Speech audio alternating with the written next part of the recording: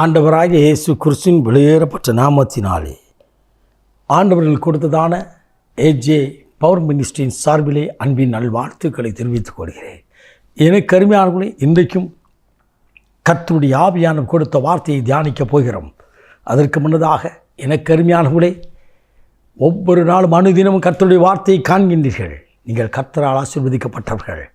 உங்கள் உறவுகள் நண்பர்களுக்கு தேவனுடைய வார்த்தையை காணும்படியாய் சொல்லுங்கள், அதை காணும்படியாய் செய்யுங்கள். தேசமெங்கும் திருச்சபை எங்கும் தேவனுடைய வார்த்தை கடந்து போகட்டும். தேவன் உங்களை அளவில்லாமல் ஆசீர்வதிப்பாராக. மனதார உங்களை வாழ்த்துகிறேன். ஹல்லேலூயா. எனக்கு அருமையான இன்றைக்கும் கர்த்தர் கொடுத்த வார்த்தையை நாம் தியானிக்கப் போகிறோம். 2 குறிப்பேட்டின் புத்தகம் 4ஆம் அதிகாரம் 10வது இறைவார்த்தை. 10வது இறைவார்த்தை வேதம் சொல்கிறது, தேவனை நோக்கி யாபேசு தேவனை நோக்கி ஜெபித்தாரா, அவன் ஜெபத்திற்கு தேவன் பதில் கொடுத்தார். யாபேஸ் என்றால் துக்கம் நிறைந்தவன். ஒருவேளை இதை கேட்டுக்கொண்டிருக்க என் அன்பு நண்பா, என் அன்பு சகோதரியே, என் அன்பான தம்பி தங்கையே, என் வாழ்க்கை முழுதும் துக்கம் நிறைந்ததாய், பாடுள்ளதாய், பாரமுள்ளதாய் இருக்கிறதுன்னு சொல்லி கலங்கி நிற்கிறாயோ, கர்த்தர் உன்னோடு கூட பேசுகிறார். யாபேசின் ஜெபத்தை கேட்ட தெய்வம் இன்றைக்கு உயிரோடு இருக்கிறார். இன்றைக்கு உயிரோடு இருக்கிறார். யாபேஸ் ஆராதித்த அதே ஆண்டவரை தான் நீங்களும் நானும் ஆராதித்து கொண்டிருக்கிறோம். ஆபிரகாமின் தேவன் என் தேவன், எலியாவின் தேவன் என் தேவன் என்று சொல்கிறோமே.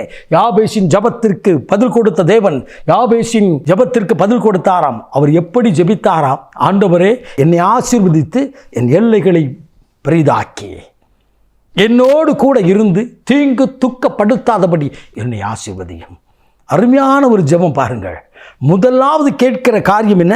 தேவரீர் என்னோடு கூட என்னை ஆசீர்வதித்து என் எல்லைகளை பெரிதாக்கி. அப்படின்னா என் கூட நீங்கள் இருக்கணும் ஆண்டவரை. அந்த 10வது வசனம் இவ்விதமாக சொல்கிறது, என் கூட இருக்கணும், என்னை ஆசீர்வதிக்கணும், என் எல்லையை விரிவாக்கணும், தீங்கு துக்கப்படுத்தாதபடி என்னை பாதுகாக்கணும். வேதம் சொல்கிறது 9வது இறைவார்த்தை, யாபேசு தன் சகோதரனை விட கனமற்றவனாய் மாறினாராம். ஆனால் வேதமே சொல்கிறது, யாபேசை தன் தாய் துக்கத்தோடு பெற்றெடுத்து யாபேஸ் என்று பெயரிட்டாளாம். ஆனால் பாருங்கள், தேவர சமூகத்தில் தேவனை சார்ந்து தேவனை நோக்கி அபயமிட்டு கதறி கண்ணீர் விட்டு அவன் ஜெபித்த போது வேதம் சொல்கிறது, கர்த்தர் அவனை ஆசீர்வதித்தார், எல்லைகளை பெரிதாக்கினார், கனமுள்ளவனாய் மாறினார். விருத்தியும் விமோசனமும் கர்த்தரால் உண்டாயிற்று, கனமும் ஐஸ்வர்யமும் கர்த்தரால் உண்டாகும். இதை கேட்டுக்கொண்டிருக்கிற அன்பு நண்பா, தேவ சமூகத்தில் நின்று வா. தேவ சமூகத்தில் உன்னை ஒப்பு கொடுத்துப்பார். தேவன் ஆசீர்வதிப்பார். மனிதன் ஆசீர்வதிப்பது போல் அல்ல, பரத்திலிருந்து வானத்து பழக்கணிகளை திறந்து ஆசீர்வதிக்கிற தேவன் அவர். இடம் கொள்ளாமல் ஆசீர்வதிக்கிற தேவன் இன்றைக்கு உயிரோடு இருக்கிறார். இந்த தேவனுக்கு முன்னதாய் தன்னை தாழ்த்தி ஒப்பு கொடுத்துப்பார்.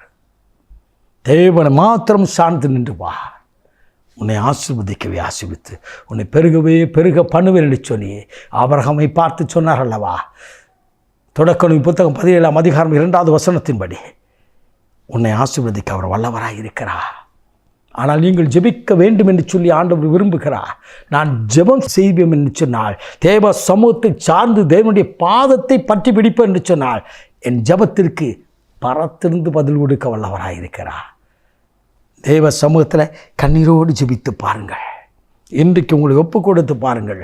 புலம்பிக் கொண்டு இருக்காதபடி, அழுது கொண்டு இருக்காதபடி, வேதனைகளை நினைத்து கதறிக்கொண்டு இருக்காதபடி தேவ சமூகத்தில் கண்ணீரோடு ஜெபித்து பாருங்கள். இன்றைக்கு யாபேசி ஆசீர்வதித்த அதே ஆண்டவர் உங்கள் ஜெபத்துக்கு பதில் கொடுக்கிறார். உங்கள் ஜெபம் கேட்கப்பட்டது என்று சொல்லத்தக்கதா இன்றைக்கு கர்த்தர் செய்ய போகிறார். சகரியாவின் ஜெபத்தை கேட்டார்.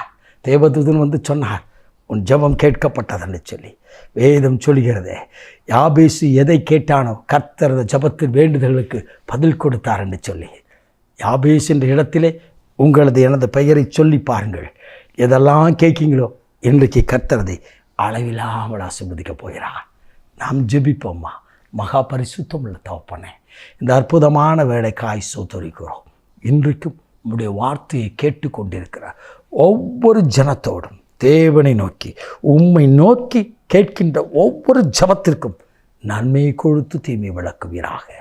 இந்த நாளை ஆசீர்வாதமுள்ள நாளாய் மாற்றிக்கூடும்.